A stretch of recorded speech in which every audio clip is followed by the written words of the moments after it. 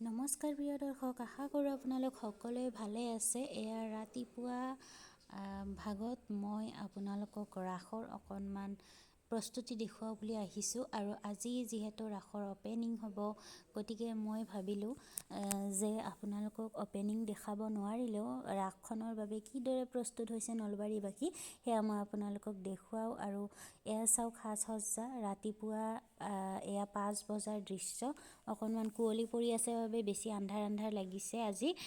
আজি খুব ঘন কুঁৱলী পৰিছে। আৰু এয়া আহি পালোঁ ব্ৰিজৰ ওপৰ ভাগত এনেদৰে দিছে নলবাৰী টাউনৰ যিখন ব্ৰিজ আছে। আৰু মই আচলতে আহিছিলোঁ মৰ্ণিং ৱাক কৰিবলৈ। 5 বজাৰ আগতে ঘৰৰ পৰা ওলাইছোঁ আৰু এতিয়া হৰি মন্দিৰ পাম। হৰি মন্দিৰ পালে মই আপোনালোকক ধুনীয়াকৈ বস্তুখিনি অকণমান দেখুৱাই দিম। থুলমূলকৈ আপোনালোকে চাব পাৰিব যে কেনেকুৱা ধৰণৰ প্ৰস্তুতি হৈছে। আৰু মৰ্ণিং ৱাকত এনে অহা যায়। এইকেইদিন অকণমান পাতল হৈছে। মই ৰাসৰ কেইদিন যদি পাৰোঁ এনেদৰে আহি আপোনালোকক ভিডিঅ' দেখুৱাম বুলি ভাবি আছিলোঁ, কিন্তু আচলতে ৰাতিপুৱা তেনেকৈ দেখুৱাই থাকিলেওতো লাভ নাই, গধূলি বেছি ভাল লাগে। সেইকাৰণে মই ভাবিলোঁ যে অপেনিং নকৰোঁতে আপোনালোকক প্ৰস্তুতিটো অকণমান দেখুৱাই দিওঁ। এয়া চাওক ৰাতিপুৱা এয়া চাওক কালিয়া দমনৰ দৃশ্যটো এনেদৰে লাইটেৰে বনাই দিয়া হৈছে। তেনেধৰণে আৰু বিভিন্ন দৃশ্য শ্ৰীকৃষ্ণৰ লগত জড়িত ইয়াতে আপোনালোকে দেখিবলৈ পাব। আৰু এয়া আমাৰ সকলোৰে চেনেহৰ, সকলোৰে আদৰৰ হৰি মন্দিৰ। আৰু খুব শ্ৰদ্ধা ভক্তি জড়িত হৈ আছে এই হৰি মন্দিৰৰ লগত। ব্ৰিজৰ ওপৰৰ পৰা এনেকুৱা দেখিবলৈ পাইছে। আৰু ৰাতি হ'লে বেছি ধুনীয়া দেখিব। এতিয়া যিহেতু আকাশখন অকণমান পোহৰ হ'বলৈ লৈছে, মই ব্ৰিজৰ ওপৰৰ পৰা এনেকৈ অলপমান দেখুৱাই দিছোঁ আৰু ভিতৰলৈও যাম বাৰু। আপোনালোকে কিন্তু ৰাস চাব আহিব দেই নলবাৰীলৈ। খুব ডাঙৰকৈ আয়োজন হয়। 13 দিনীয়া কাৰ্যসূচীৰে হ'ব 27 তাৰিখলৈকে, 15 তাৰিখৰ পৰা। আৰু আজি আছে অপেনিং, গেট খুলিব আজি ৰাসৰ। আৰু গেট খোলা দৃশ্যটো আপোনালোকে বিভিন্ন ইউটিউবাৰ আৰু নিউজ চেনেলৰ জৰিয়তে দেখিবলৈ পাব। আৰু এই গেট অপেনিং কৰিলে আহিব ইয়াতে আমাৰ যিগৰাকী ৰামৰ চৰিত্ৰত অভিনয় কৰিছিলে অভিনেতাজন আৰু মহমী অভিনেত্ৰী সীতা দেৱীৰ যিগৰাকীয়ে সীতা দেৱীৰ চৰিত্ৰত অভিনয় কৰিছিলে, তেখেত দীপিকা চিখলিয়া। আৰু এনেদৰে আপোনালোকক ৰাসৰ প্ৰস্তুতিটো অকণমান দেখুৱাই দিলোঁ। এয়া হৰি মন্দিৰৰ ভিতৰত সোমাই দেখিব ৰাধা কৃষ্ণ আৰু এয়া বৃন্দাবনৰ দৃশ্য। তাৰপাছত এয়া প্ৰথমে গণেশৰ মূৰ্তি আছে।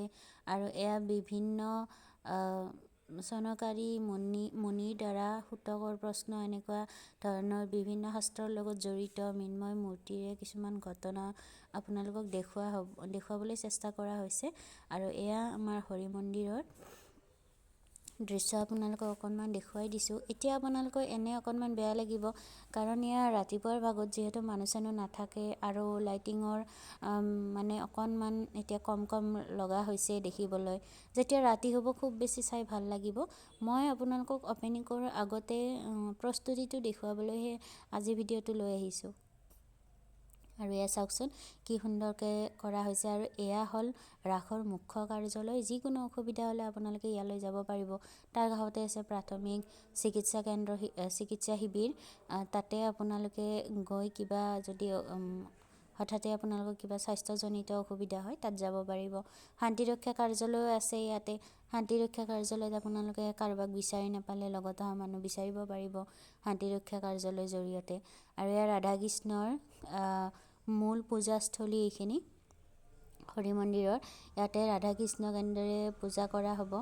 খুব ধুনীয়াকৈ সজাইছে ৰাধা কৃষ্ণ মূৰ্তি, খুব ধুনীয়া লাগিছে। আৰু ইয়াতে এটা চেলফি পইণ্ট দিয়া হৈছে, চেলফিও উঠিব পাৰিব আপোনালোকে।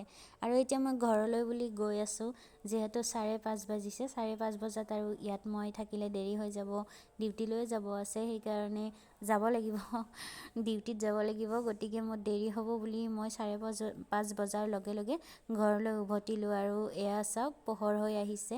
আৰু পোহৰ অহাৰ লগে লগে এতিয়া লাইট চাইটবিলাক নমাই দিব। আৰু যেতিয়া গধূলি হ'ব ধৰিব তেতিয়া আকৌ দিব। গধূলি বহুত বেছি ভাল লাগে। আপোনালোকে ৰাতি বা গধূলি ভাগত তেনেকৈ আহিব ৰাস চাবলৈ, বেছি ভাল পাব। আৰু এয়া হ'ল অখণ্ড ভাৰতৰ ইয়াতে দেখুওৱা হ'ব। সেয়া মই আপোনালোকক পিছত দেখুৱাম। আৰু এয়াই আছিল ৰাসৰ। আৰু দেখুৱাবলৈ বহুত বাকী আছে, দোকান পোহাৰবিলাক আহিছে মানে এতিয়া দোকানবিলাক বনাই দিয়া হৈছে, পিছত দোকান দিয়া মানুহবিলাক আহি যাব বাৰু।